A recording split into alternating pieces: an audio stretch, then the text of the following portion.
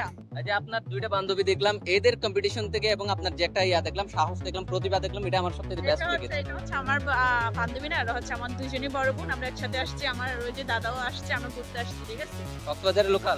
হ্যাঁ অবশ্যই লোকাল। তাই? হ্যাঁ আচ্ছা, এই যে কক্সবাজারে সারা বাংলাদেশে অনেক পর্যটন এলাকা আছে, তার মধ্যে কক্সবাজার ভালো লাগার পেছনে একটা কারণ বলতে পারবেন? অবশ্যই, কারণ হচ্ছে এখানে সব ধরনের পর্যটক মানুষ আসছে। এটা হচ্ছে বাংলাদেশ না, সারা বিশ্বের মতো হচ্ছে কক্সবাজার একটা ভালো পর্যটক এলাকা বলে আমি মনে করি।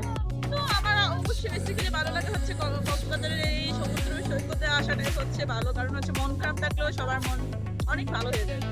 এটা হচ্ছে আমার মেইন কারণ। আচ্ছা, পানির বোতল তো দেখছিলেন তাই না? পানির পুতুল। পানির বোতল, হ্যাঁ এই যে পানির বোতল নিয়ে খুব রিসেন্টলি বাংলাদেশে আবেগীপূর্ণ একটা ছেলে একটা আবেগী ডায়লগ দিয়েছিল পানির বোতল নিয়ে। হ্যাঁ, ডায়লগটা কি বলতে পারবেন? পানি রাখবে এটা না।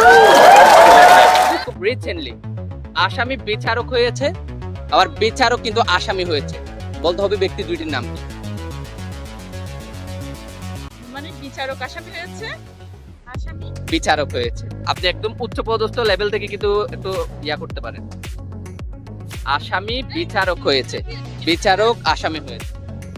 সরি আসলে আমার সময় না। হ্যাঁ। আমার তাই?